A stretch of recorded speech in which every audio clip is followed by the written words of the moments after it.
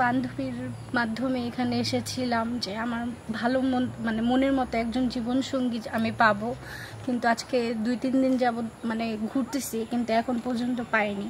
তো আমি কালকে চলে যাব, এর জন্যই মনটা অনেক খারাপ। কি আমি দেখতে কি এতই অসুন্দর যে আমার মানে কপালে কেউ মানে জীবনসঙ্গী এখনো আমি পেলাম না। আসসালামু আলাইকুম সুপ্রিয় দর্শক, আপনাদের ভালোবাসা আসলাম এক অসহায় মেয়ের কাছে। আমরা শুনবো তার জীবন কাহিনী। আসসালামু আলাইকুম। জি ওয়ালাইকুম আসসালাম। হ্যাঁ আপু, কেমন আছেন?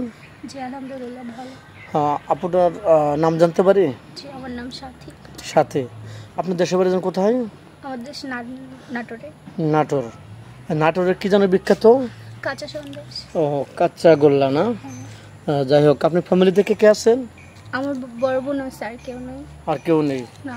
আপনার খুবই আজকে মানে মনটা একদম নরম। আপনার আসলে মনের ভিতরে কি চলছে, আপনি কি চাচ্ছেন বলেন তো? না, আমি আমার এক বান্ধবীর মাধ্যমে এখানে এসেছিলাম যে আমার ভালো মানে মনের মতো একজন জীবনসঙ্গী আমি পাবো, কিন্তু আজকে 2-3 দিন যাবত মানে ঘুরতেছি, কিন্তু এখন পর্যন্ত পাইনি। তো আমি কালকে চলে যাব, এর জন্যই মনটা অনেক খারাপ। কি আমি দেখতে কি এতই অসুন্দর যে আমার মানে কপালে কেউ মানে জীবনসঙ্গী এখনো আমি পেলাম না। আচ্ছা, তুমি কোন ধরনের স্বামী চাচ্ছ?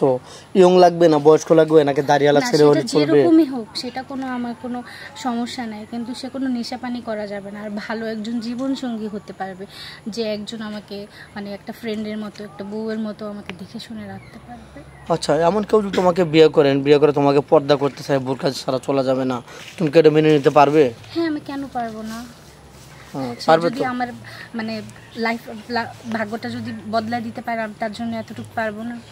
অবশ্যই পারতে হবে, কারণ সে তোমার দায়িত্ব নেবে, তোমাকে সারা জীবনের জন্য তোমাকে গ্রহণ করে নেবে, তো তার কথা মতো চলতে হবে। তো যাই হোক, তুমি তো মুসলমান, নামাজ কালাম তো পড়া হয়। যাই হোক, তোমার কি যৌথ ফ্যামিলি ভালো লাগে না সিঙ্গেল ফ্যামিলি ভালো লাগে? যে একটা হলেই হয়, সমস্যা নেই। তারপরে একটু মুখ দিয়ে বলো যে আসলে কি যৌথ ভালো লাগে? যে যৌথ ফ্যামিলি ভালো লাগে। যাই হোক, তোমার বাংলাদেশের ভিতরে 64 জেলা কোন জেলাটা ভালো লাগে? আমার ঢাকাই ভালো লাগে। ঢাকায় ঘুরতে আসবে না? জি জি। যাই হোক, শুনেছি ঢাকাতে হাতির ঝিলে ঘোরার জন্য একটা ভালো অনেক জায়গা আছে, যদি আমার জীবনসঙ্গী হয় তো তাকে নিয়ে আসবো ঘোরার জন্য। আচ্ছা, তোমার জীবনে এমন কিছু ঘটনা আছে যে দীর্ঘদিন তুমি একটা রিক্সায় আপ ডাউন করছো, কোনো রিক্সাওয়ালা তোমাকে ভালোবাসা অফার করছে, বা কোনো বিয়েতে কোনো ছেলে তোমাকে ভালোবাসা অফার করছে, তুমি বা তোমার পিছনে 2-4 দিন ঘুরছে, এরকম? না না না, এরকম নাই। এরকম নাই? কেউ ভালোবাসা অফার করেনি? বা মার্কেটে শপিং এ গেছো কেউ? না না, এরকম হয় না। এরকম হয় না? এত সুন্দর চেহারা, স্কুল জীবনে কোনো প্রেম ভালোবাসা আসেনি? না না। তাই? সত্যি? আমি টাকার জন্য অত পড়তেও পারি না, আমি ক্লাস 5 পর্যন্ত পড়ছি তো। কিন্তু তোমার তো পড়াশোনা আশা ছিল না? জি। তুমি কি গান করতে ভালোবাসো? না। গানও করো না? না। তো যাই হোক, অনেক কথা বললাম।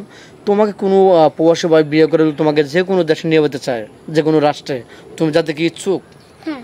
ফ্যামিলির দিক থেকে তোমার বোন বাধা দেবে না? না, আমাকে বাধা দেবে না, কারণ আমার গার্জিয়ান আমি এখন বর্তমানে নিজে, কারণ সে আমাকে বলছে যে তোমার যেখানে ইচ্ছা তুমি সেখানে চলে যেতে পারো, কারণ এখন মানে তারও তো বাচ্চা আছে 2টা, বা আমরা অনেক গরিব, আমাকে এখন দেখে শুনে খাওয়ানোর মতো তাদের কোনো নাই।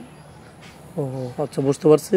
তো যাই হোক, তোমার নাম্বারটা স্ক্রিনে দিয়ে দাও, যেহেতু ভিডিওটা পাবলিক হচ্ছে, দেশ প্রবাস থেকে দেখছে, তাহলে তোমাকে কিভাবে পাবে বলো তো? আমার কাছে কোনো মোবাইল নাই, এটা হচ্ছে আপনাদের কোম্পানির নাম্বারে যোগাযোগ করলে তারা যদি আমার সাথে কথা বলতে চায় বা দেখা করতে চায়, তো সেই ক্ষেত্রে আপনাদের নাম্বারের মাধ্যমে আমি কথা বলতে পারবো। আচ্ছা, আমার কাছে কোনো ফোন নাই। সুপ্রিয় দর্শক, শুনতে পারলেন, মেয়েটা কোনো ফোন নাই, মেয়েটা একদম ইতিম। বড় বোনের কাছে ছোটোবেলা থেকে বেড়ে উঠছে। তো যাক, স্কিপ আর বাড়াতে চাচ্ছে না। মেয়ের কোনো ফোন নাম্বার নেই, আমাদের নাম্বার দেওয়া থাকবে। কেউ ভিডিও কল দেবেন না, ভিডিও কল দিলে ব্লক করতে বাধ্য হবো। অডিও কল দেবেন। ভালো থাকবেন, সুস্থ থাকবেন, এই বলে শেষ করে দিচ্ছি। আল্লাহ হাফেজ।